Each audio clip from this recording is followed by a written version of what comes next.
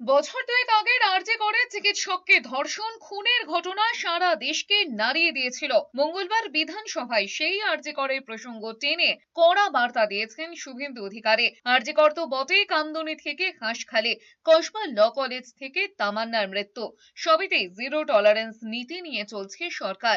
হুঁশিয়ারি দিয়ে বলেছেন, সব হিসেব হবে, বিচার হবে, কাউকে ছাড়া হবে না। বিধানসভায় জবাবি ভাষণে মুখ্যমন্ত্রী বলেছেন, এ রাজ্যে মহিলাদের উপর যত অত্যাচার হয়েছে তার বিচারে কমিশন তৈরি হয়েছে। দুটি কমিশন তৈরি করেছেন, ক্যাবিনেট অনুমোদন দিয়েছে। আরজি করের বিচার হবে, অভয়ের বিচার দিতে বাংলায় জিতিয়ে এনেছে। ইতিমধ্যে কলকাতার প্রাক্তন পুলিশ কমিশনার বিনীত গোয়েল সহ 3 জন আইপিএস কে সাসপেন্ড করা হয়েছে। বাকি যা আছে পরিষ্কার হয়ে যাবে। মুখ্যমন্ত্রী যখন একথা বলছেন, তখন বিধানসভায় কান্নায় ভেঙে পড়েছেন মা রত্না দেবনাথ। তিনি আরো বলেছেন, তামান্নার মা বিচার পাবেন, রামপুরহাটের আদিবাসী কন্যার পরিবারও বিচার পাবে। আরজি করের বিচার হবে। গোটা বাংলায় আমাদেরকে জিতিয়ে এনেছে। অভয়ের বিচার দিতে 3টে আইপিএস কে সাসপেন্ড করেছি, সন্দীপ ঘোষাদের তাড়িয়েছি, বাকি যা আছে পরিষ্কার করব। তামান্নার মা বিচার পাবে।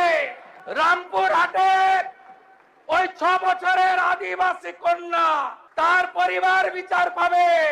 হাঁসখালির নমসূত্র পরিবার, কামদুনি থেকে Kasba law college, zero tolerance.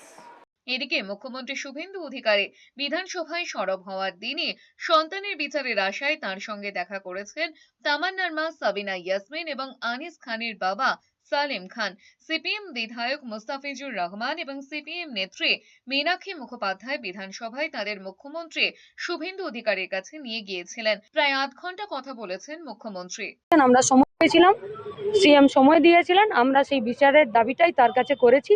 তিনি এই সম্পর্কিত যা যা ব্যবস্থা নেবার কথা, সেই সব ব্যবস্থা নেবার কথা তিনি বলেছেন। আমরা ভবিষ্যতে দেখব যে যাতে এই ধরনের ঘটনা না ঘটে। আর যে ঘটনাগুলো ঘটেছে, যারা খুন হয়েছেন, আমার আশেপাশে যারা আছে তারা প্রত্যেকেই শোকস্তব্ধ পরিবার, এরকম অসংখ্য পরিবার গোটা পশ্চিমবঙ্গে আছে, তারা যাতে দ্রুত বিচার পায়, ইনক্লুডিং আরজি কর।